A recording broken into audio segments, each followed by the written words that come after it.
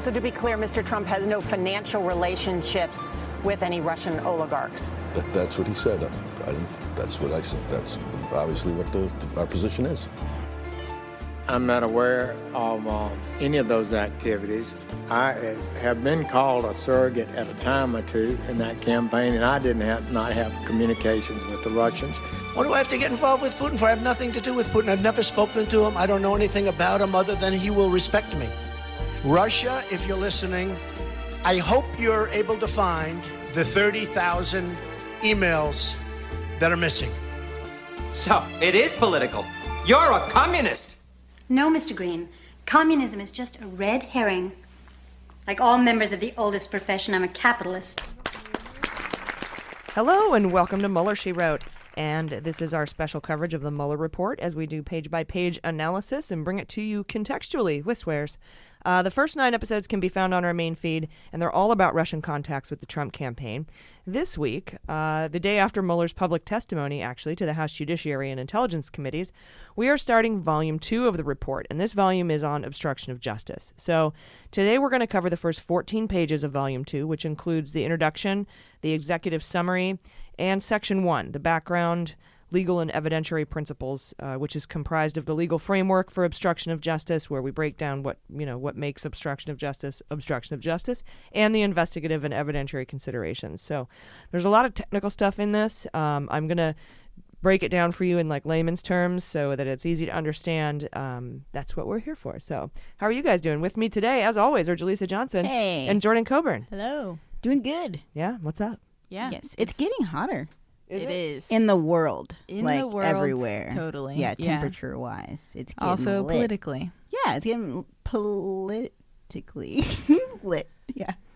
Just trying to make a stupid pun there, but didn't quite work. Politics. But, yeah, global warming, hoax weather. Oh, yeah, it's all a big hoax. Yes.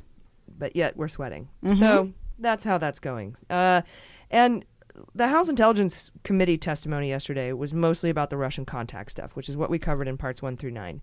But it was the first 3 hours with the House Judiciary Committee that focused more on what's in Volume 2, which we're starting today. And that's the obstruction of justice aspects of the investigation. So assuming you've already reviewed the table of contents and read the class syllabus, let's get started on page 1 of Volume 2 of the Mueller Report. Let's do it. So the opening statement, Mueller tells us the reason he's writing his report.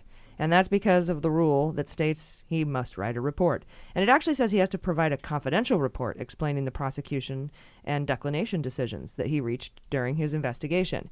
And we were all kind of wondering when the report came out or before it came out how he was going to do that. Because all he really had to do, it could have been a 20-page report, and he could have just listed who he prosecuted and who he did not. And he didn't even have to go into why or tell the full story. So we actually got a really, really good, robust report from him. More than what I thought we were going to get. So here we are going, and it's going to take us 20 episodes to get through it, but it is important. And if you haven't read it, you guys have read it, so never mind, you're not the target market. Mueller says that at the beginning of 2017, Trump took actions towards the ongoing FBI investigation into Russian interference that raised questions as to whether he obstructed justice, and that Mueller had jurisdiction to investigate obstruction.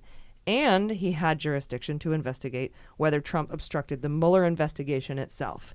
So not just the obstruction of the FBI Crossfire Hurricane investigation, but, and he breaks this into 2 parts, and we'll get into that later, but also obstruction of Mueller's investigation. So he had the jurisdiction to do both of those things. And that was spelled out in those public kind of memorandums that said what jurisdiction Mueller has, and it's also spelled out in the rules of the special counsel and several other places. So there shouldn't be any question as to whether or not he can look into this. So Volume 2 summarizes those obstruction investigations. So again, this is a summary. This isn't all of the obstructions of justice, which we call it the covfefe of obstructions. That's right. The collective the plural, noun, yeah. For obstructions of justice. And in this introduction, Mueller first describes the considerations that guided his investigation and then provides an overview of the volume. So we have 4 considerations here. First, this is where Mueller says he determined not to make a traditional prosecutorial judgment in the case of obstruction. And there's a lot of controversy about this, right? And he based this decision on a longstanding Department of Justice Office of Legal Counsel finding or opinion that the indictment or criminal prosecution of a sitting president would it would undermine the capacity of the executive branch and the government or the president to perform its constitutionally assigned functions in violation of the constitutional separation of powers. So Mueller accepted that and agreed with its findings apart from constitutionality. So I don't know if he necessarily he's basically saying, I can't tell you whether or not I agree with this memo or this policy, this Office of Legal Counsel policy, but I followed it. And that's what he said, and that's why we didn't get an indictment out of him for the president. Second, and this is probably even the more controversial part, he says even though he can't indict a president, the OLC memo says an investigation is permissible. And a lot of Republicans asked about that. Why'd you bother investigating, like the guy from Wisconsin? If you knew you couldn't indict him, why'd you bother investigating? This answers that question. And it notes that the president does not have immunity after he leaves office as well. This is Republican Ken Buck asked Mueller if Trump could be indicted when he leaves office, and Trump Mueller says yes. Yeah, you sure can. So Trump, and then he clarified, so the president of the United States can be indicted for obstruction of justice after he leaves office. Yep, that's correct. Thanks for clarifying. Yeah, we were all like, whoa, that means he's guilty. Okay. Yeah, it's pretty great. All things considered. All things considered.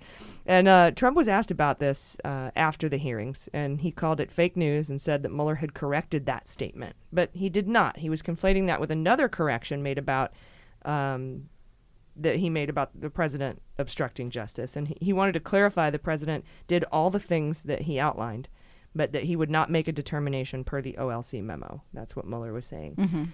And that was the correction that he made during the hearings. Something about with Ted Lieu's line of questioning, not what Ken Buck said. Yeah, I interpreted it as Lieu said, so the reason you did not indict him was because of the OLC memo, and he said yes, which he probably immediately was like, oh, fuck, that or we had this discussion, maybe it was like a Freudian slip, right? But something that made him come back around and say, I was not trying to say that he definitively would have been indicted had he not been a sitting president. But it does seem like that's what is the case. Because he's basically saying, oh, yeah, the only reason I didn't indict him was because of the memo. And then Bill Barr picked up the phone and called somebody and said and that's objection. Why, objection from over here. And that's why Mueller was like, okay, I didn't reach that decision. That's what I should have said. Right. But yeah, indicating you can indict him after he leaves office presumes he's a criminal. So that he hasn't redacted that statement yet. I thought he would correct it or amend it, but he has not, and that's interesting. Mueller says with regard, I would love it if Bill Barr was like, you got to change your statement. He's like, no, I'm not gonna eat shit. Yeah, that would be cool. interesting. I'm not saying that happened. I'm just dreaming. Mueller says with regard to the OLC permitting an investigation, despite the inability to indict Trump, that he conducted an investigation in order to preserve the evidence when memories were fresh and documentary materials were available. So we've said that on multiple occasions. And that is one of the reasons that the OLC memo allows you to continue to investigate, even if you're not going to indict somebody. And then third, Mueller considered whether to even call what Trump did obstruction of justice. And this is another thing that people are like, that Democrats are mad about. Like, why didn't you just say? You could accuse him of obstructing justice without indicting him for it. Why didn't you just at least say it? And Mueller determined that because of fairness concerns, he did not want to reach that judgment when no charges could be brought. Because he couldn't bring charges, he didn't want to accuse him of it. And this isn't in the memo. This is just Mueller. Yeah. But he's saying that since he can't indict, he didn't want to say Trump committed obstruction of justice because the ordinary means for an individual to respond to an accusation like that is through a speedy public trial where witnesses can be cross-examined and the individual can defend themselves. Oh, he knows that his testimony would be used as evidence against Trump, and he thinks that would be unfair for his personal opinion? No, because there won't be a trial. He can't indict him, so there won't be a trial. So he can't accuse him publicly because it's unfair because he has no way to defend himself through law. Right, but even later, he knows people are going to want to try to, get him after he's out of office. So I wonder why he wouldn't just say it now. Like, it seems like he's just afraid of that being used against Trump down the line. Yeah, no. It's specifically because it would be unfair to Trump if he accused him of that, because Trump wouldn't be able to face his accuser and have cross-examinations and have a jury of his peers, until way later to have due process. Yeah, that makes sense. Yeah, or maybe not later though, right? If the statute of limitations rolls out and it passes, then he can't do that at all. Yep. So he wasn't even going to do it. And that was his reason. And again, that's not in the OLC memo. That is just what Mueller decided to do. He said it's not. He bent over backwards, to be fair to Trump. Right, that's what it seems like. Because he could have come out and said, oh, he committed obstruction of justice. Yeah, I know I would. But he's Mueller. But he really, honestly, so conservative, he felt that because the man doesn't have the means to defend himself through due process of a trial, because he can't be indicted, it would not be fair. Okay. So I don't get that, but sure. That's nice, but but at least if Trump is prosecuted after he gets out of office, he can't come back and say that he was treated unfairly.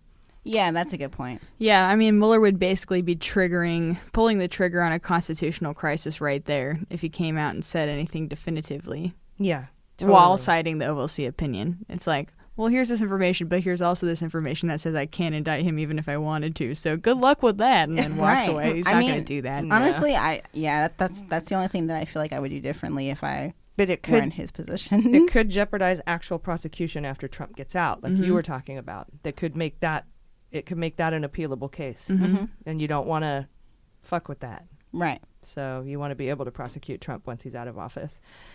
So that kind of holds that case together for him a little bit. But he didn't say that in here.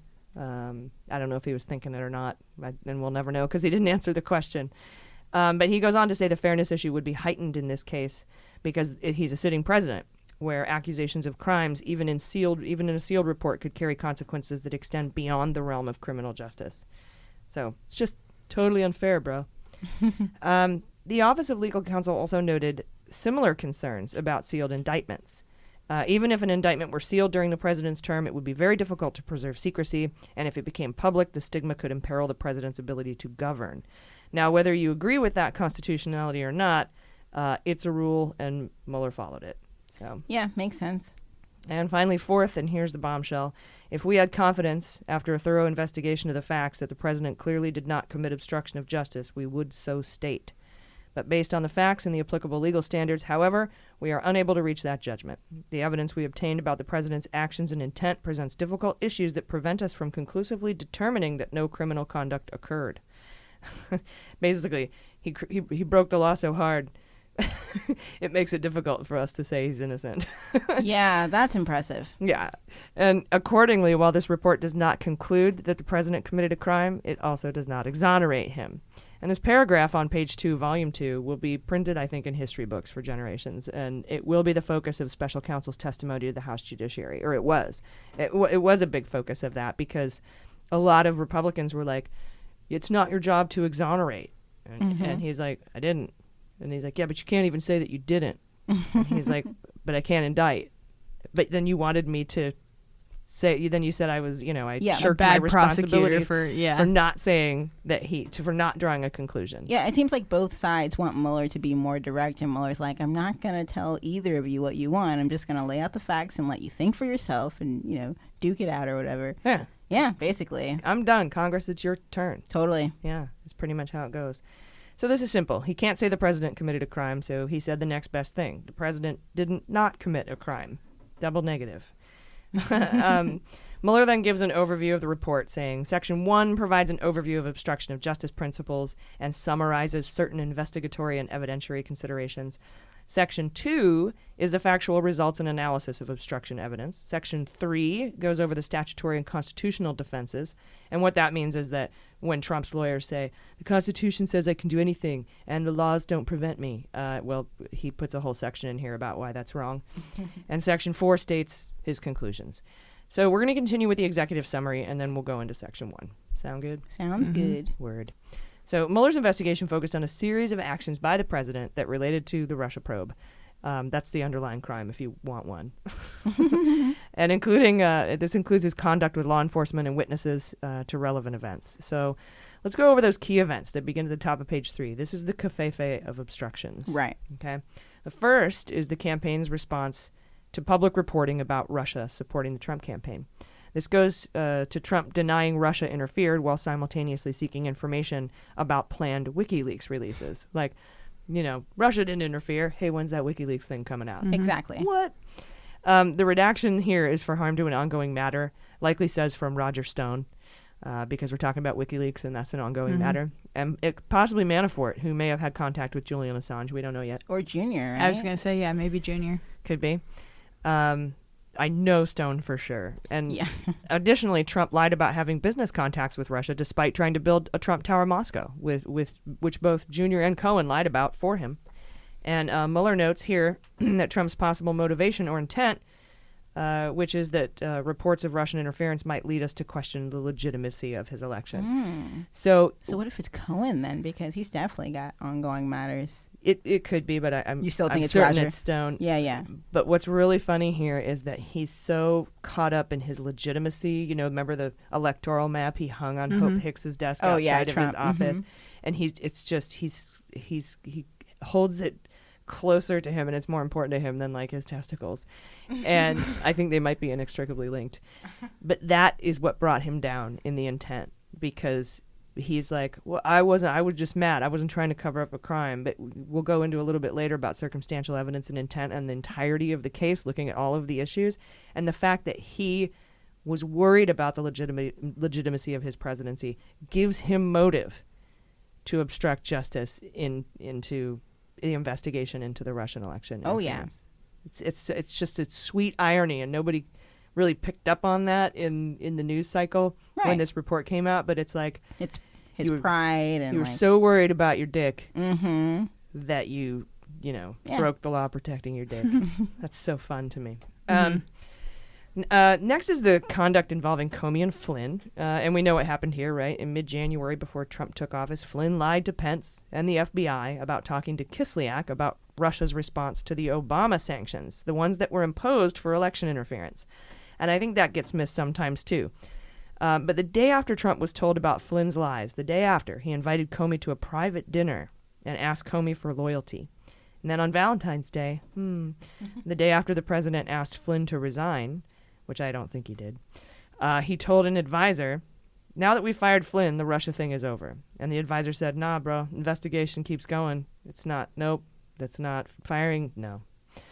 And keep in mind that there's evidence, like I said, that Trump did not fire Flynn. In the book Fear, remember we covered this in our book review. Yes. Fear by Bob Woodward, I think. A source told Woodward that Trump said, let's say we fired Flynn. That sounds better. Then what? I don't know, because they didn't put that in the book. Like what really happened, we still don't know. But it does call into question what happened to Flynn in those 18 days between learning that he lied to Pence and the FBI and his eventual departure from the administration. I don't know what happened, but I don't think he was fired. Yeah, I agree. It seems like a cover-up, but what are they covering up? That's the idea, right? Exactly. The same day, that same advisor told Trump the investigation would continue. The president cleared the Oval Office after a meeting, except for Comey. He's like, you stay behind. And I remember reading, it's not in the report, but I remember reading that Sessions really wanted to stay, and Priebus was like, don't kick us out, you know? Yeah. But he was like, get the fuck out. And Sessions stayed anyway, and Sessions like, don't you want me here? And he's like, no, get the fuck out. And because leaving him alone with the director of the investigation into him was a bad fucking idea. Yeah. He was like, Dobby is free. You know, get the fuck out. Yeah, that's like a freaking trap, dude. 100% a trap. Except it was not a trap. It was just one he knew he would walk into. Yeah. Even though it was not set by anybody. Yeah, it's the perfect no one crime. set the trap. Yeah, he just Trump has given Comey he a creates sock. his own trap and walks into it. Yeah. Comey is free. Oh my God, that's great.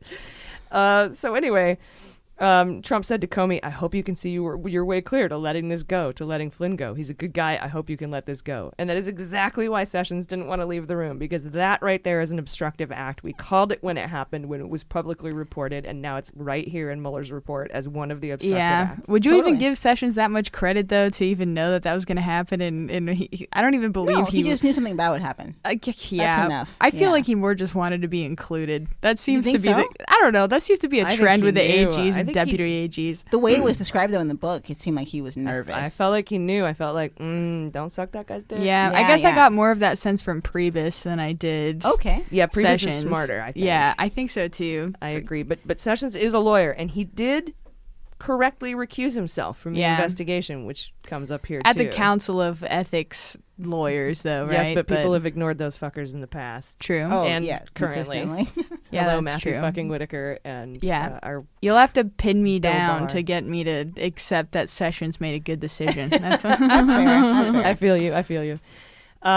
Trump also sought to have Flynn's deputy, K.T. McFarland, draft an internal letter stating the president had not directed Flynn to discuss sanctions with Kislyak. McFarland declined because she didn't know if that was sketch or not. And a lawyer in the White House counsel's office thought that it would look like squid pro quo, which is what we call a quid pro quo, for offering McFarland an ambassadorship that she recently got. So it'd be like, I'll give you ambassador to Singapore if you write me this letter. Hey. And she's like, nah, dude, nah, brah, sketch. So Trump asked Flynn to talk to Russia about sanctions. Then found out Flynn was being investigated for lying about it. Then told the public he fired him. Found out that firing Flynn didn't kill the investigation. He asked Comey to let it go. Then he offered Flynn's deputy an ambassadorship in exchange for creating a false record that Trump didn't ask Flynn to talk to the Russians about the sanctions Obama implemented for helping elect Trump. Nothing to see here. No big deal. That's my summary. That's not Mueller's summary. There's a lot of stuff in there that we don't know to be. Yeah, you're paraphrasing. I am. On the third action, having to do with Trump's reaction to continuing Russia investigation and Sessions considering recusal from the Russia investigation because of his participation in the Trump campaign, right? Remember, he's like, I got to go. So in March, Trump told the White House counsel, Don McGahn, to stop Sessions from recusing because he heard tell that this racist possum was going to recuse himself. And when Sessions recused on March 2nd, like the next day, Trump was so pissed. He exploded with anger. He told his advisors that he should have an AG who would protect him. This isn't in the report, but I believe he said something about Roy Cohn. I need my Roy Cohn. And he said something about Eric Holder protecting Obama. And that weekend, Trump took Sessions aside at an event and urged him to unrecuse himself, which is not a thing. Yeah, could you unfuck us? Yeah, totally. And later that month, Comey testified that the FBI was investigating Russian efforts to interfere in the 2016 election, including any links to the Trump campaign. That prompted Trump to reach out to the DNI, Director of National Intelligence, and the directors of the CIA and the NSA to ask them to publicly announce Trump didn't have anything to do with the Russian interference. And he also called Comey twice, even though McGahn told him not to. He's like, don't have direct contact with the Department of Justice, bro. Priebus told him that too. That's not in the report, but that was in Priebus's notes. And Comey had previously told Trump the FBI was not investigating him personally, and the president asked Comey to lift the cloud of the Russia investigation by publicly exonerating him. And then on page 4, we're on to the next action, the firing of Jim Comey. So on May 3rd, in public testimony, Comey would not answer whether Trump himself was under investigation. This is later, after he said he wasn't. And because basically when he was under investigation, Comey couldn't say that anymore. So within days, Trump fired Comey. The president insisted the termination letter, which was written for public release, state that the Comey told him he was not under investigation. And the day of the firing, the White House said he was fired based on independent recommendations from Sessions and Rosenstein that Comey was fired for his mishandling of the Hillary Clinton email investigation. But the president decided to fire Comey before hearing from the DOJ. The day after he fired Comey, he told Russian officials in the Oval Office that he faced great pressure because of Russia, which had been taken off by firing Comey. And I think he called him a crackpot, too, or something, called him a name.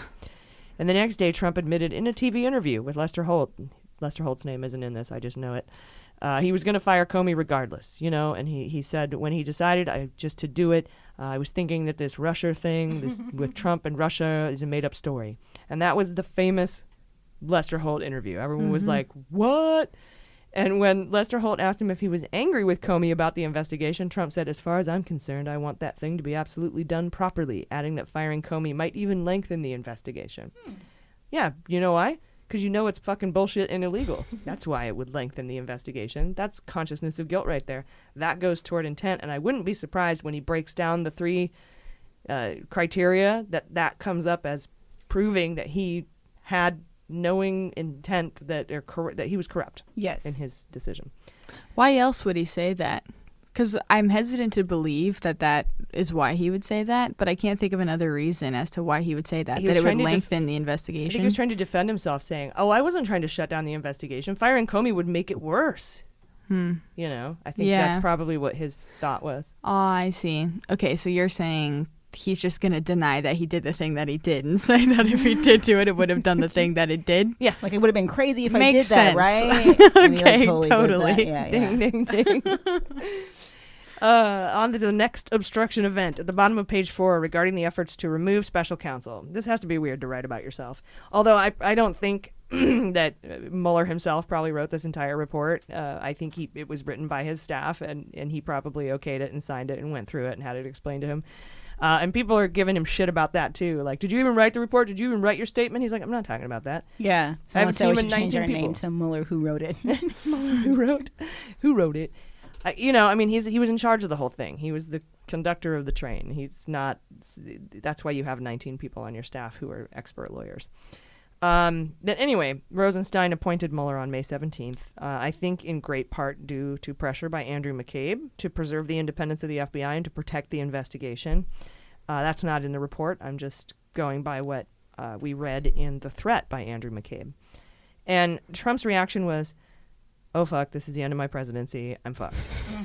And he demanded a resignation from Sessions immediately. Sessions submitted his resignation, but Trump ultimately did not accept it. The president told aides Mueller was conflicted and could not serve, and his advisors told him the conflicts were meritless and they'd already been vetted by the Department of Justice and Rod Rosenstein before he was appointed. Like, thanks, but we thought of that. We know you don't vet people, but we vet people. Right. And so he probably just thought, like anyone he hires, no one looked into it.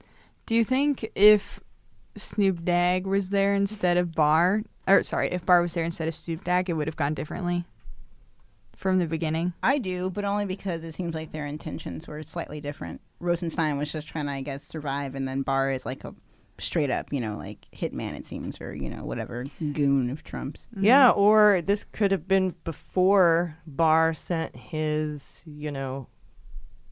19-page memo to the Department of Justice about how the president is above it all. I don't know if he always thought that way, or if he became to think that way so that he could get this job and be this pit bull. He might not have been, because a lot of people were surprised when Barr came in and started breaking the law and doing impeachable things and acting despite unethically. His his checkered past. Yes, I guess we shouldn't all be terribly surprised. Yeah. But, like, even Chuck Rosenberg and Andrew Torres, like, people we know were like, we thought he was an institutionalist, like Rosenstein. Yeah, even Mueller was his friend recently before all this went down. So he forgave him for the 90s. I guess everyone else did, too. They're like, we all make mistakes. No one forgave me for the 90s. Oh, really? I was born in the 90s. Sorry, everybody. The internet forgives no one. That's true. It's very true. Which sucks for millennials, right? Yeah. We grew up on the internet, basically. Oh, yeah. I've been on Facebook since like the 6th grade. Yeah, since I was 12. Same. Yeah. I was in my 30s. Okay. Yeah. Right? I pretended I was a college student. Yeah? That was basically it. Yeah, how that's I got true. on. I guess I started on MySpace, and then I switched over to Facebook I was in high big. school. Like, MySpace was in its heyday when I was just turning 30. Yeah. Whoa. I used to spend hours deciding what my profile song would be. Yeah, and who my top 8 friends were, and then they expanded it to 12 and made my life harder. God, I know. I know. I didn't have 12 friends. Yeah. That was hard for me. My 30-year-old life. Can you imagine who Trump's top 8 was at the time? Oh, that would be cute. At that time or now? Because now it'd be easier for me to guess. Back then it'd be Epstein and Right. Stone. Yeah, Clinton, Bill. Yeah. Wynn. You took me off your top 8. What the hell, man? I'm getting all pissed off. Brody. Yeah. Definitely. Yeah. Bunch of Not looking good. What a great group of folks. So on June 14th, we'll go back here, that the media reported that Mueller was investigating whether Trump obstructed justice. We all found out on June 14th, about a little less than a month after he was appointed. And Trump reacted with a series of tweets criticizing the Department of Justice and Mueller. And on June 17th, the president called McGahn at home and directed him to call Rosenstein and say that the special counsel had conflicts of interest and must be removed, even though his advisors have already told him they've been vetted, they're meritless. McGahn did not carry out the direction and went to his office that night, packed his stuff up, and was going to resign.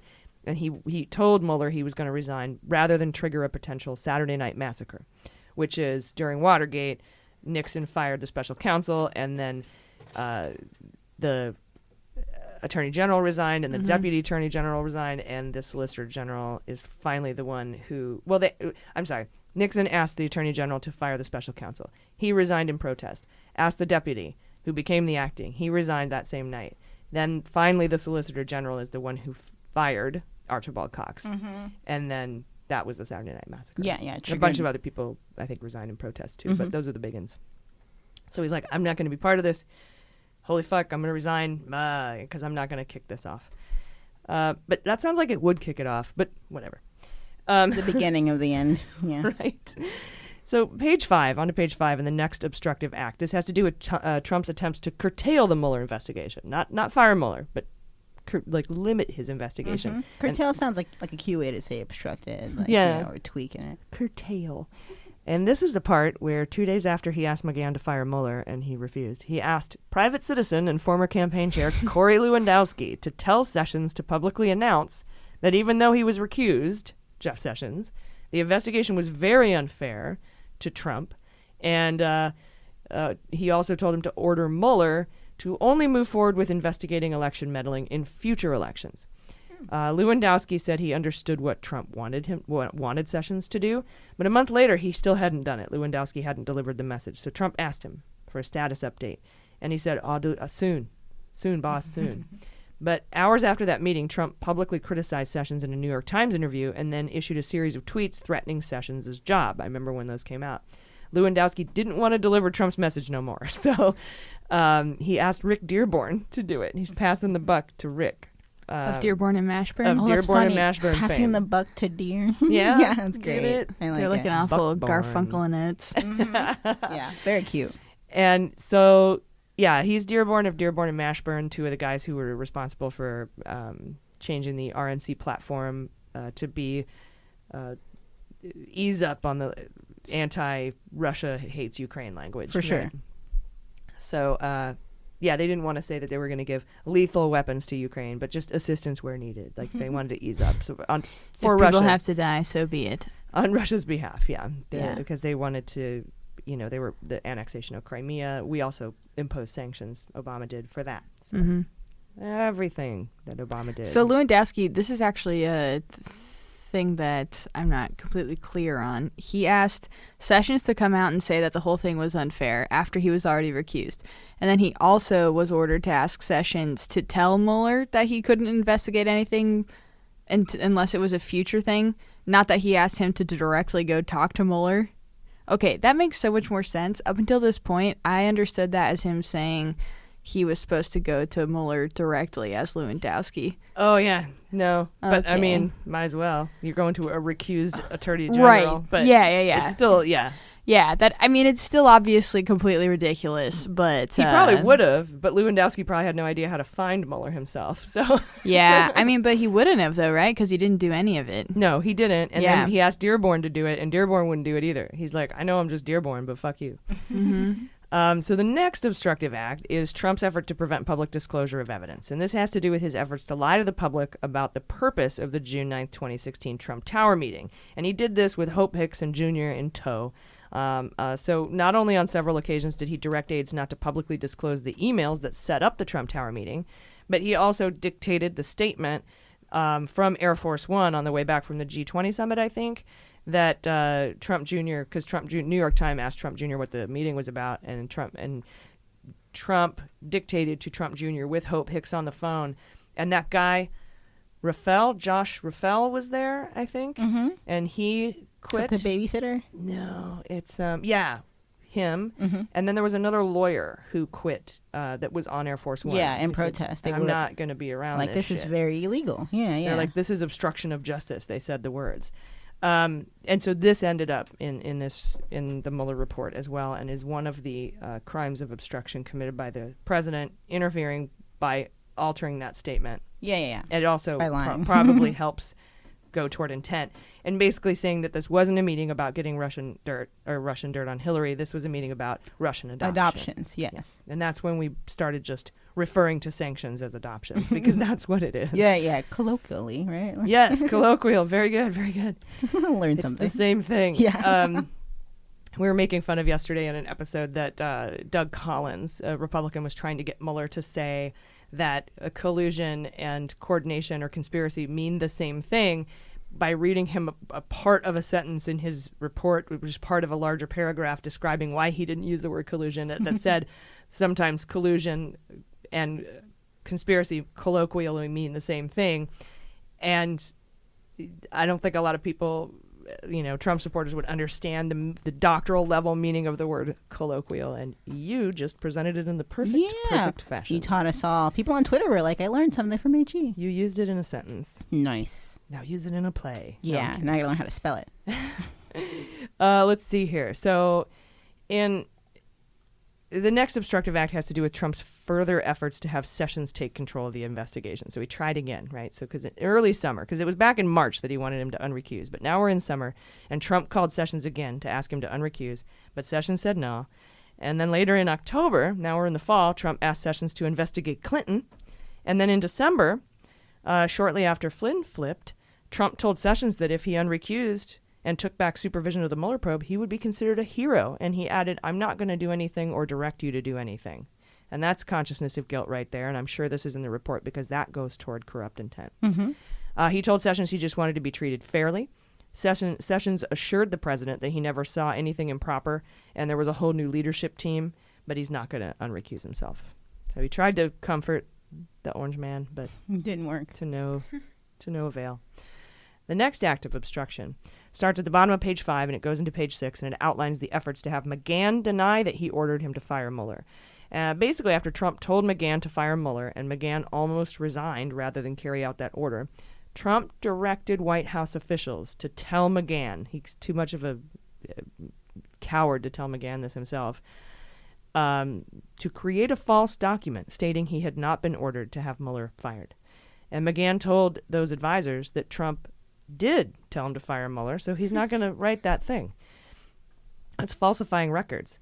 And then Trump met with McGahn after that and pressured him to deny it and asked him why he told the special counsel Trump asked him to fire Mueller and why McGahn took notes of his conversations with Trump. And McGahn refused to back away from what he remembered happening and perceived Trump to be testing his mettle or testing his loyalty. Yeah. So that happened. And that's creating a false document. That's not something that, because a lot of times Trump and his lawyers say, I'm just doing my constitutional duty under Article 2 of the Constitution. I can fire Comey. That's my constitutional power. For whatever reason, I can do whatever the fuck I want.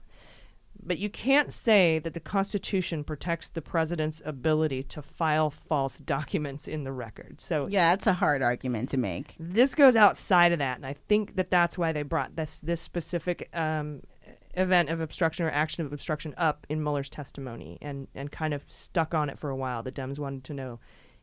Falsifying documents, that's huge, and it lies outside of the president's core constitutional powers and responsibilities. Yeah, if you're criming, that can't be an excuse, Right, that too, but this specifically, because he was criming when he fired Comey. Yeah. Because he had corrupt intent.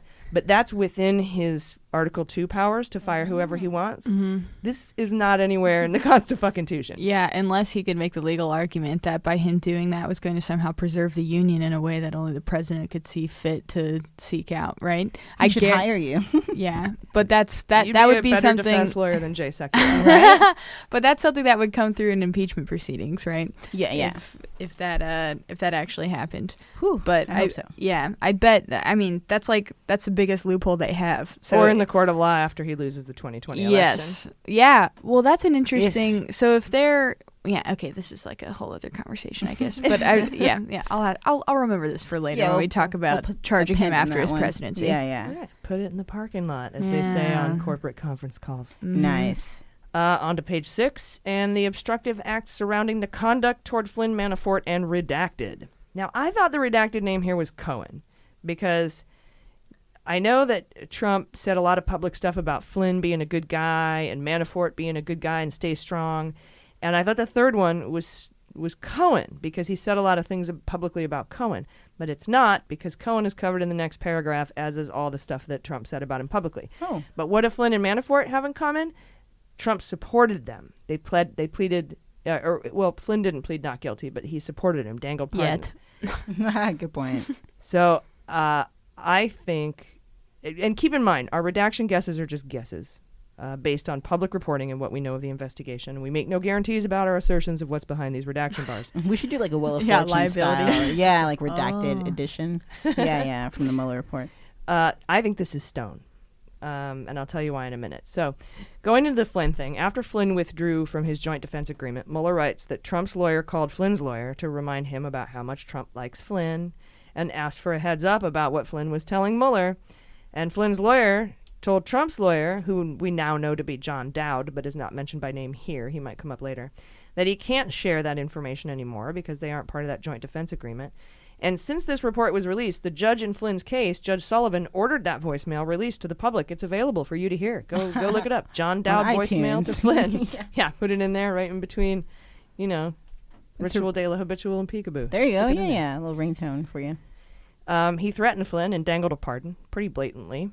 And then regarding Manafort, who pleaded not guilty, Trump praised him and said, stay strong, said during his trial that he was being treated unfairly and he wouldn't rule out a pardon. And after he was convicted, Trump called Manafort a brave man for refusing to break and said that flipping almost should be outlawed. And they brought that up in yesterday's testimony too. Like, should flipping be outlawed? He's like, no, we would have no court cases. Right. It's so funny how like Trump was cheering Mueller on or Manafort on, like, stay strong, don't let the man get to you, and Trump is the man. He is the man. In every way. So this isn't in the report, but in December of 2018, after a tirade of comments about Michael Cohen, saying Cohen made up stories about Trump, he called himself in the third person Trump, Trump tweeted about Stone, quote, "It's nice to know that some people still have guts."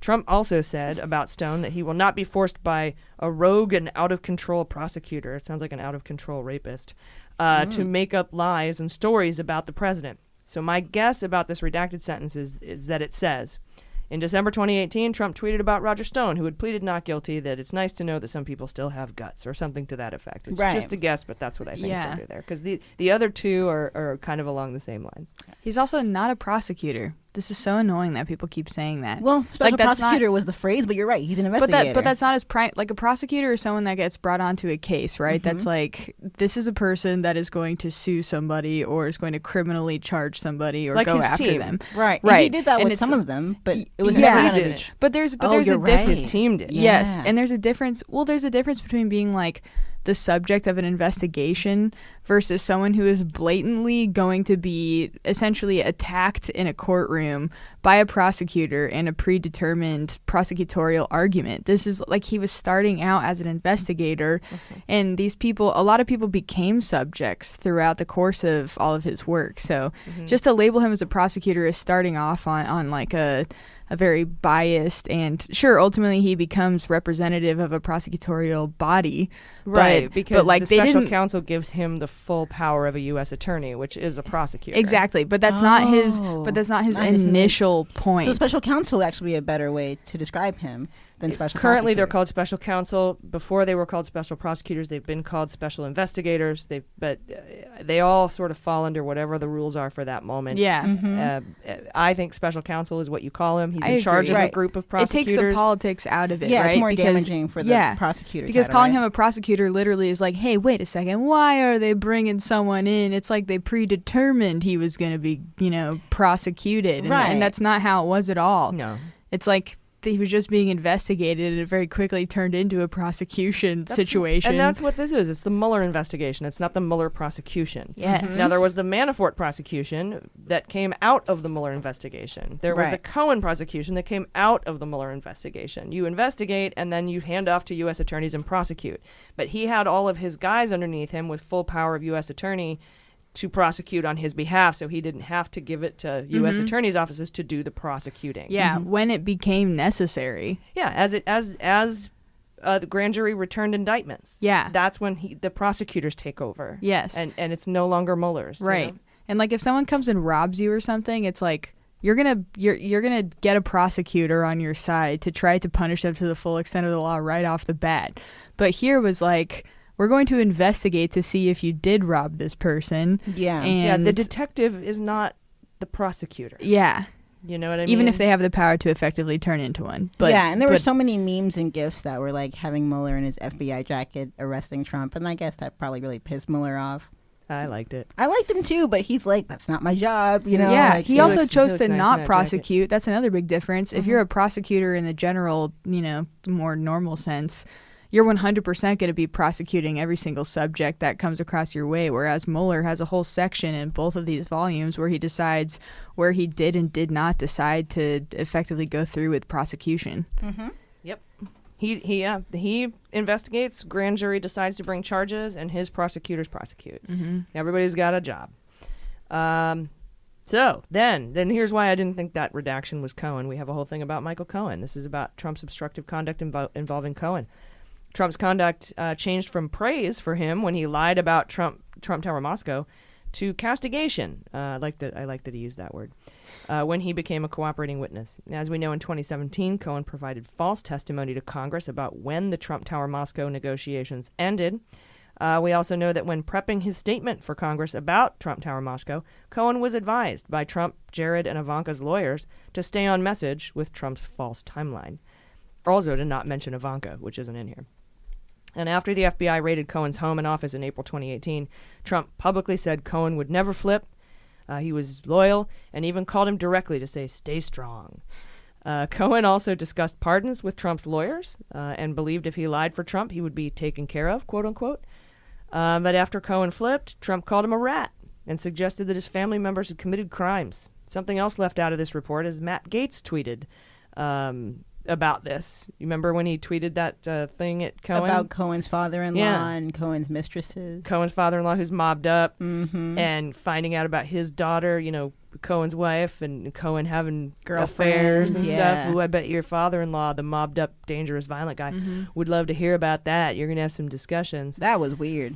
And that's not in this report, but I don't think he was investigating Matt Gaetz. But Matt Gaetz is currently under investigation under the Florida Bar Association and the House Ethics Committee. That started a couple weeks ago. Oh, yeah.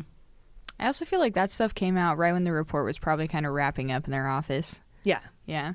Yeah, I don't think it would have necessarily been in here, but even if it could have been in here, the timing was past due. So that's the list of the covfefe of obstructions. We determined in an earlier episode that the collective noun for obstructions of justice is a covfefe, so we're going to continue to use it. This is a pretty comprehensive list, but we also kept a list of all of the obstructions of justice, and all these are on it. But we had a few more that weren't included in the report. I don't know why. Maybe he couldn't find all three or produce enough evidence, but they're not mentioned in here. And also, this report is a summary, so they might be in the underlying documents, the ones that Jerry Nadler and Adam Schiff are trying to get right now. Some obstructions not included in Mueller's report are when Trump went after the Comey Five, right? That's the top FBI guys that Comey shared his contemporaneous notes with about Trump's loyalty ask and request to let the Flynn thing go. And they include Bente, Bowditch, Ribicki, McCabe, Baker, and Gaddis. And I know that's six. We added the sixth Beatle, Bente, after he was removed from his job. There was also the time Trump pressured Senator Burr, and asked other senators to pressure Senator Burr, who is the chair of the Senate Intel Committee. Who subpoenaed DTJ. Yep, to stop the Senate Intel Committee investigation. He is the one who subpoenaed Donald Trump Jr. So he pressured Burr. Trump also told Priebus he spoke to Comey about exonerating him. Trump also pressured Tom Tillis to drop his legislation that would have protected the special counsel. Then there was the time Trump asked Sessions to release one negative news story per day about Comey. Then there was the time he fired Sally Yates as the acting attorney general after she came over hair on fire, warning that Flynn was compromised by the Russians. Then there was the time Trump asked McCabe for loyalty and asked who his wife voted for and called his wife a loser. That was when he was acting director of the FBI. Then there was the time he reassigned Baker, the general counsel of the FBI, and the time he fired McCabe the day before his retirement and ordered an investigation into him. He also tried to get Christopher Wray to fire McCabe. He also fired Ribicki. He let Priebus go. And then there was the time he ordered Nunes to target McCabe, Ribicki, and Baker. And then there was the time he conspired with Nunes on his memo, discrediting those investigating him. And there was that time he forced Rachel Brand out. And then he tried to block the Dem memo response to Nunes's lame-ass memo. So those are just a few more obstructions that we were tracking that aren't in this report. That should be a segment. And then there was the time, because there's just so many examples. Yeah, you can really get into each of them if you wanted to, yeah. Yeah, and anyone who's been listening to us since the beginning knows about all these instances, how we've talked about him, and we were compiling our list of covfefe of obstructions. Mm-hmm. So who's continuing to investigate his conduct right now, the time period that exceeds past the timeline covered in the Mueller report? Mueller, sure up. Congress. Congress, if you want to hire us. Definitely. Yeah. Because I feel like some of those things happened after, again, when it would seem like the report and its findings kind of start to cut off a little bit. Senate Intel, Senate Judiciary, House Judiciary. Yeah. That kind of stuff. I don't even know. I mean, their plate's pretty full, too. These might not even be things that are being looked into. They might be in the Mueller investigative materials and weren't brought up in the obstruction of justice, but could be added to articles of impeachment. I hope, Nancy, if you're listening. So, yeah, I don't know. Honestly, I don't know. It should be Congress, though, because Mueller has basically said anything that has to do with obstruction, Congress, your turn. Yep. All right, guys, top of page 7. Mueller reminds us that he didn't make a decision about the facts, but that his evidence supports several general statements about the president's conduct. And back to the instances of obstruction outlined in the report, Mueller says there are several features of Trump's conduct that distinguish it from typical obstruction of justice cases. And this is where Mueller basically counters the arguments put forth by Trump's lawyers and Trump allies. The first thing is that some of his acts involve facially lawful acts within Trump's Article 2 authority, such as firing Comey, which I was talking to you about a second ago, Jaleesa. That falls under his constitutional duties, and it raises constitutional questions that Mueller says he'll get into in a minute. Further, because Trump is the head of the executive branch, he has unique and powerful means of influencing official proceedings, influencing official proceedings, subordinate officers, and potential witnesses, all of which are relevant to obstruction of justice analyses, right? Secondly, unlike cases in which the subject engages in obstruction to cover up a crime, the evidence Mueller obtained did not establish that Trump was involved in an underlying crime. Although obstruction statutes do not require proof of such a crime, the absence of that evidence makes the analysis of Trump's intent and requires other possible motives for his conduct.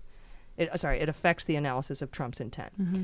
Third, many of Trump's acts directed at witnesses, including discouraging cooperating with law enforcement and dangling pardons, took place in public view, and that is unusual. But no principle of law excludes public acts from obstruction. If the likely effect of public acts is to influence witnesses or suborn perjury, the harm to the justice system's integrity is still the same. So he's saying, normally smart people cover this shit up, but you did it right out in front of me. You walked out with your pants down, and I just want to let you know it's still illegal. Mueller goes on to say that although the acts he investigated involve secret stuff, the overall pattern of Trump's conduct toward the investigation can shed light on the nature of his intent. Specifically, the actions Mueller investigated can be divided into two phases, and this is what I was talking about earlier. They reflect, and it kind of reflects a possible shift in the president's motives between these two phases of obstruction.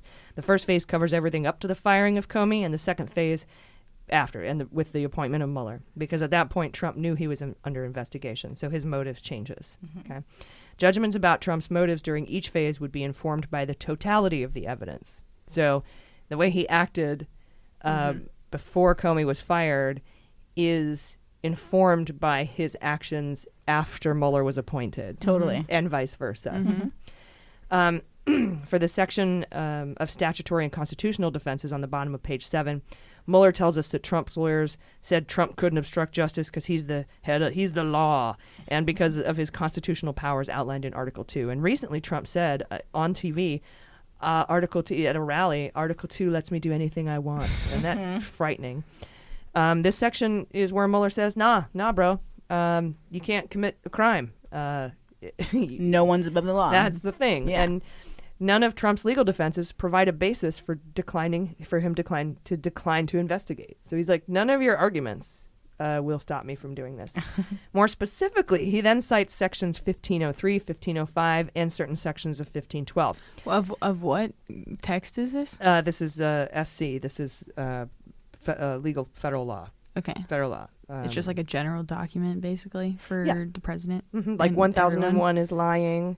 No, these are federal criminal laws. Oh, okay, got across it. the Okay. board for and any then citizen. 1503 and all this stuff addresses the president specifically, or Obstruction of justice specifically. got it. Thank you. Specifically, 1512 shows no reason to narrow the provision to cover only conduct that impairs the integrity of available evidence, as Trump's lawyers have claimed. That's what that one covers in obstruction of justice.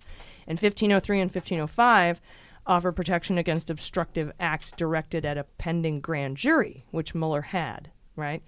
And then, so the 1503, 1505 are obstructing the Mueller investigation.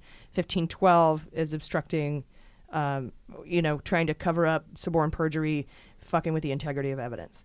And then 1512B protects prosecution of conduct intended to prevent or hinder the communication to law enforcement of information related to a federal crime. So that's when you try to also witness tamper, like by telling Flynn, you're a good guy and I'm going to pardon you. That could inhibit or hinder the communication to law enforcement of information. Totally. Mueller then talks about Trump's legal defense regarding the Constitution. Mueller says that since the Department of Justice and the courts have not definitively resolved the issues regarding Trump being the head of the executive branch, he examines the issues instead through the framework established by SCOTUS and their precedent governing the separation of powers. So both the Department of Justice and Trump's lawyers have recognized that the president is subject to statutes that prohibit obstruction by bribing a witness or suborning perjury, because that conduct does not implicate his constitutional authority. And that's what I was talking about earlier, about creating that false document or bribing witnesses. Even Trump's attorneys agree that's got nothing to do with constitutional authority. But with respect to whether Trump can obstruct justice by exercising powers granted to him by the Constitution in Article 2, Mueller concludes that Congress has the authority to prohibit a president's corrupt use of his authority. Congress. He says Congress here, and that's really important because he's saying, yes, you can fire Comey, granted you the powers under Article 2, but if you do it corruptly, Congress has the authority to prohibit it. Yeah. I mean, it's pretty plain and simple. Why would the representative of a body that's supposed to be entirely separate from the executive branch essentially be able to make those judgments? That should be Congress. Just very fundamentally, it just seems like that should be Congress in the first place. Right, and basically what he's saying here is because of the separation of powers doctrine, and from SCOTUS precedent about the separation of powers, Congress has that authority to prohibit you from doing that shitty shit, even though Article 2 allows you to do it. That doesn't fall under the purview of bribing witnesses or dangling pardons or the other shit that you did. That's just plain old obstruction of justice and Section 1512. But this, you can't do this either. And the reason is because of the separation of powers doctrine, not because of normal obstruction of justice law. Mueller goes on to say that the Constitution does not immunize the president from obstructing justice. The separation of powers doctrine authorizes Congress to protect official proceedings, including those of the courts and grand juries, like myself, Mueller, from corrupt, obstructive acts regardless of the source. Mueller also concluded that any inroad on presidential authority or any detriment to presidential authority that would occur from prohibiting corrupt acts does not undermine the president's ability to fulfill his duties. The term corruptly is a high standard, and it requires concrete evidence that a person acted with intent to obtain an improper advantage. A preclusion of corrupt official action does not interfere with the president's rights to exercise his Article 2 powers either. Mueller then concludes that Congress may apply the obstruction laws to the president's corrupt exercise of his powers in accordance with our constitutional system of checks and balances and the principle that no one is above the law, not even the president. This is his toss the mic to the Congress moment. Absolutely. One of them. There's others. In conclusion, since Mueller did not make traditional prosecutorial judgments, he also did not draw any ultimate conclusions about the president's conduct. Quote, the evidence we obtained about the president's actions and intent presents difficult issues that would need to be resolved if we were making a traditional prosecutorial judgment, but we're not. At the same time, if we had confidence after a thorough investigation of the facts that the president clearly did not commit obstruction of justice, we would so state. Based on the facts and applicable legal standards, we were unable to reach that judgment. Accordingly, while the report does not conclude that the president committed a crime, it also does not exonerate him. Ding, ding. That's a repeat from that earlier conclusion. Definitely. All right, now we'll go through this part really quick. This is the legal framework stuff. And it starts on page 9. Part A is the framework of obstruction. This is a summary of the law interpreting the elements of obstruction statutes. It does not address the unique constitutional issues that arise in an inquiry into acts by the president. This is just the obstruction of justice statutes. Those issues are discussed later in the report, and we briefly just covered them a little bit in the constitutional defenses section, but he goes off on it much in more detail later. But here, Mueller tells us about the 3 elements relevant to obstruction laws. First, there must be an obstructive act, such as asking Corey Lewandowski to tell Sessions to limit the investigation and to future elections only. Second element is a nexus to a pending or contemplated official proceeding. So even the thought of an official proceeding counts. And nexus means a connection to. So this means the act The obstructive act has to be connected to an official proceeding, like a grand jury proceeding or the law. And the Mueller probe is a grand jury proceeding. So in the Lewandowski example, Trump wanted to limit the Mueller investigation, which is an official proceeding. So that links his obstructive act to an official proceeding. It seems like the first requirement would sort of warrant the second, right? It does. I don't know how you could obstruct justice without an official proceeding. Yeah. Otherwise, what are you tripping about? It's like you don't have anything. Right. Yeah. If you're not obstructing an official proceeding, what are you just standing in somebody's way? Yeah.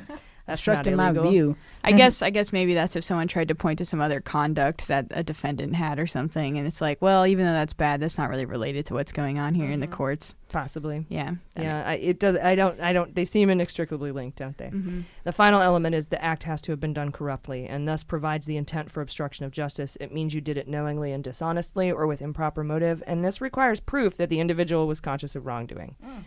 Like a Weekend at Bernie situation, you know. We knew he was dead. I've never seen it. Oh, don't. I only know the scene where they dress him up and they put the glasses. That's not a scene. That's the whole movie. Oh, okay. Well, there you go. Spoiler alert. Their I boss think I've dies seen and this they- movie referenced. Though. Okay, yeah. Oh, and they just morbidly dress him up and it masquerades as a comedy Yeah. with children? Oh, I think that there might be children in the movie. Oh, okay. But it's they do mostly this in adults. order to be able to continue to have a party at a mansion and to meet his rich daughter. I see. Wow, that's dark. Yeah, sounds really creepy. I love all it. around. I love it, but it probably doesn't hold up. Right. So the Mueller also covers witness tampering in this section.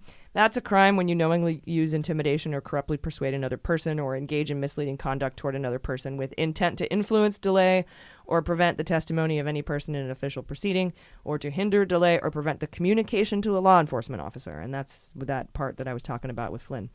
When the charge is acting with intent to hinder, delay, or prevent communication or information for law enforcement, that second part, the nexus to a proceeding does not apply because the obstructive act is aimed at the communication of information, not at impeding an official proceeding. So this is where you call up Flynn, you say, don't flip, and don't tell Mueller Right. the babysitter's dead. Don't trip, don't flip. Yeah, And then he doesn't. Flynn there is not obstructing an official proceeding. He's obstructing Flynn, who is trying to not communicate to the law. So he says that's witness tampering, right? Yeah. So he says in witness tampering, when it's preventing someone from communicating with law enforcement, you don't need that nexus to an official proceeding. That counts because he has the indirect nexus. Yeah, indirect nexus by proxy. Noise. It's a lot of X's. It does, right? It's a cool phrase to have in your little lexicon. Yeah. Oh, another X. Oh, hey. Lexicon. Lexicon nexus by proxy. Yes. Oh, X has never gotten so much use. Mueller then this stuff is extreme. Oh, damn. Mueller then talks about attempts and endeavors. And these are the laws covering the concept that you don't have to complete the act, I think, to be guilty of it. Simply attempting or endeavoring to commit a substantive offense counts, and he cites relevant case law here. And then on to page 12, in the investigative evidentiary considerations, Mueller says after he was appointed, he obtained evidence that about the following events related to potential obstruction of justice by Trump. The loyalty ask from Comey after the president found out Flynn lied to the FBI. Trump asking Comey to let the Flynn thing go. Trump asking Comey to publicly exonerate him. Trump pressuring the DNI, NSA, and CIA directors. Trump's TV interview with Holt where he said Russia was on his mind. And Trump dictating Jr.'s statement about the 2016 Trump Tower meeting. You know what Trump needs? One of those little flip books where you can grant someone like a free massage or I think they sell them at gift shops. Yeah. And he's like, here's one a blank statement letting someone, let something go. Like, I don't know. It seems like a good merch idea. I can't quite. I see what you're saying. Yeah. I thought you meant like obstruct justice 9 times, the 10th one's free. Oh, see, that could work too. Yeah, in the same light, just like, I don't know. Yeah, like one of those weird Monopoly little games. blank checks. Just do whatever you want. Oh, yeah, like coupons. Yeah, a loyalty ask. Loyalty one of those. coupons. Yeah, one totally. free loyalty ask. Absolutely. I like yeah, it. but not as president, just, as Trump. We could sell That's a those for cute idea. Valentine's Day, especially Yeah. surrounding Flynn, because that's when he. Oh, that's perfect. Yeah. Yeah. I just made a In weird noise exchange out of my for mouth. You can exchange the coupons for a Cindy Yang coupon. Oh, no. Ooh. No, thank you. Well, I'm all for nice puns. That was all one. consensual, right? Yeah, We've come down to that I don't at feel this point. violated. Yeah, I yeah. don't Okay, know cool. yet. We don't know yet, but All right, we'll take that joke with a grain of salt. hopefully then. that joke applies only to consensual sex work. Thank There you. you go. I appreciate Yeah, that. yes. Top of page 13, Mueller tells us he sought an interview with the president. After more than a year, the president declined to be interviewed because he's so open and transparent more than anyone else. There's then a redacted sentence or two for grand jury considerations, and I'm wondering who testified to the grand jury about Trump not agreeing to an interview. Maybe it was Bannon? I don't know. I don't know who's under there. But as we know, the president agreed to written questions, but not about obstruction and not about events during the transition. He really wanted to cover those up. He wouldn't let anybody testify about that either. And he got really mad when Mueller was able to get all the transition emails, remember? Mm-hmm. And here is where Mueller says that even though he had the authority to subpoena the president, he ultimately decided not to. Mueller says Trump would have fought it. It could have taken far too long, considering he had enough evidence to understand relevant events and to make certain assessments, like he's guilty, without Trump's testimony. And that right there indicates he had enough evidence to charge him with crimes, but didn't because of the OLC memo. Otherwise, what would that even mean? You have enough evidence to do what? To write a report. So he says he goes into more detail about this decision in Appendix C at the end of the report. But that was very telling to me when he's like, well, it would take too long and I had enough evidence on Trump. For what? What? Enough evidence to what? Yeah. Which crime? If you were just, spitballing. What would you need evidence for? What did one gather evidence for? I'd like to solve the puzzle. It's like for fun. C-R. For funsies. Yeah. Crimes. Mueller then talks about establishing mens rea in obstruction cases and that the knowledge can be proved by circumstantial evidence. And he cites relevant case law. What does that mean again? Circumstantial evidence? I'll tell you here. It means that you don't cool. have to have like an email from the president saying, help me obstruct justice. You can take his behavior, his pattern of behavior, his consciousness of guilt, circumstantial evidence. Like a smoking gun. A smoking gun is actually literally circumstantial evidence. But circumstantial evidence wasn't enough to establish guilt in the Volume 1 investigation? That's for obstruction. I know. I'm just thinking, so then did circumstantial evidence not apply to what he was investigating in? Correct, because remember, mens rea is what they didn't have. And circumstantial evidence doesn't cover that yes. when you're doing that shit. And that's why they were missing those key pieces of evidence. In Volume 1, he also wants to make sure we know that the determinations of intent are frequently reached without an interview, hinting here that the applicable circumstantial evidence he obtained would be enough to charge Trump without interviewing him. And he goes on to cite several obstruction. He goes on to cite obstruction case law that supports that assertion. So he's like, I didn't need to interview him because I had enough evidence to, I don't know, have a party. He then says that credibility judgments can be made based on facts and circumstantial evidence, and that standard grand jury instructions include factors for assessing credibility, which include whether a witness has a reason to lie, whether the witness has a good memory, whether the witness has an opportunity to observe the events, whether the witness's testimony was corroborated by others, and whether anything the witness said or wrote contradicts their own previous shit they said or wrote. So sad he couldn't get a testimony by the president. I know. It's frustrating, but he's saying here that he literally has so much evidence that he could be convicted of crimes that he did not need to interview him for Hopefully. Yeah. Because we kept saying that over and over again. We're like, he's got to get to the intent, and you can only do that through an interview. Nope, he's got plenty of evidence without it to have a party. But it doesn't mean anything if Congress doesn't take it. Correct. Unless you can use it after he leaves Right. office and somebody can run with all this and prosecute. So we wouldn't even need to flip the Senate as long as Trump loses in 2020 to prosecute him. Okay, great. Yeah, because at that Sweet. point, Congress has jack shit to do with his The only problem is we could get a hope and change guy in there who wants to look forward only and not backwards and not prosecute anybody for war crimes. And I'm not really talking about anyone specific at all. Wouldn't like a specific? It wouldn't be Congress though that would be charging him after he's out of office. It would be like The Department of SDNY or Justice. something. Yeah, They'll be waiting. Ooh, they'll probably have a But- countdown calendar. But they might not. They might say, we're going to look forward. We're going to unite the country. Yeah. Because charging him would only divide the country. Well, no one. It's a freaking state, dude. There's already 50 divisions. Just go for it. Exactly. Oh, you're talking about state attorneys Yeah. general? I'm talking about the Department of Justice and SDNY. Okay, and but Tish will still be likely around, so there's that. Yeah. Yeah. Well, sorry. Well, she I could guess. charge 'em right I now, guess I when I think. say SDNY, I feel like there's a public perception that it's very much respective to the state specifically, and it's not. They don't think of it federally, right? I don't think people in general think of SDNY, even though technically it has like federal jurisdiction. I don't Right, think. but it's mostly about New Yeah, York. it's not Yeah. Congress. you- it's not you have to- Congress doing it. But you It's have to like draw a thick line between SDNY and the Southern District of Georgia and the Southern District of California, between that and the New York Attorney General and the California Attorney General, because state crimes are pardonable where federal crimes are not, no matter what state district they're tried or in, whether it's New York or Georgia or whatever. Right. If it's part of the Department of Justice, if it's part of the U.S. Attorney's offices, it's part of the Department of Justice, which Bill Barr looks at now, and state AGs can't bring federal crimes. Oh, so Tish is under the. She's state. That's She's state attorney general. Good. Okay. But she can't bring a federal crime. Yes. Cool. She can't charge anyone with federal crimes. Right, but she can do them with state charges, which can't be pardoned. So that's great. if they broke state law. But okay. he definitely did. I Not would say related so. to this stuff necessarily, Yeah, yeah. but Hopefully at they some have point it evidence. no, is. because these obstruction of justice charges are all federal crimes. Right, but the other So stuff. it would have to be an SDNY. Yeah, like the. Yeah. Or DC. Or something. Yeah, so yeah, Financial a stuff. court akin What about to Cohen? SDNY. Where And that means that the president would have to instruct and be okay with his the new president. Let's say Elizabeth Warren appoints Kamala Harris as the attorney general. They'd all have to be cool with prosecuting Trump. Well, I'd like I to can see believe that. Yeah, happening, yeah, I yeah. really, that sounds good. Another reason I Let's do really that. want her to be the attorney general. I would love that. Yeah. Okay, so otherwise, let's say if Republicans get nominated in 2020, then SDNY conceivably is not going to do it. But New York AG or like a state AG wants to go after him.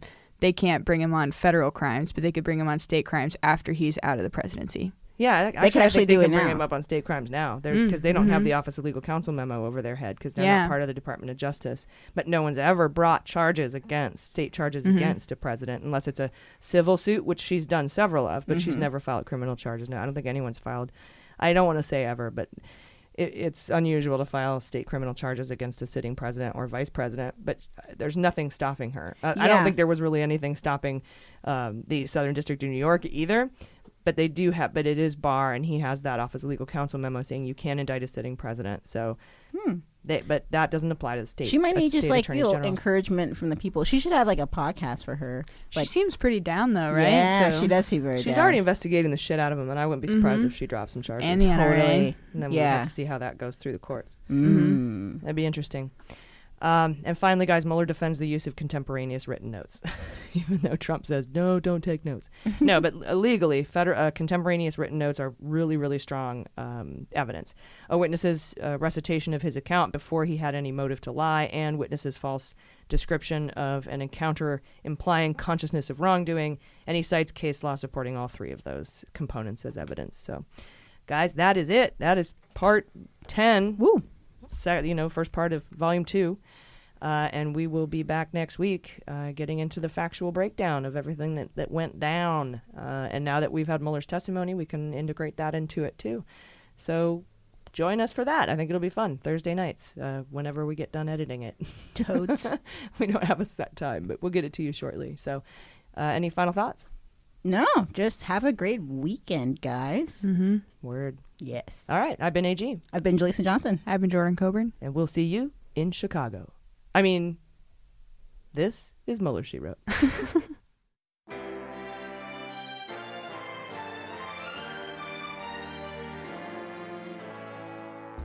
Mueller, She Wrote is produced and engineered by AG with editing and logo design by Jaleesa Johnson. Our marketing consultant and social media manager is Sarah Lee Steiner, and our subscriber and communications director is Jordan Coburn. Fact-checking and research by AG, and research assistance by Jaleesa Johnson and Jordan Coburn. Our merchandising managers are Sarah Lee Steiner and Sarah Hirschberger Valencia. Our web design and branding are by Joelle Reeder with Moxie Design Studios, and our website is MuellerSheWrote.com.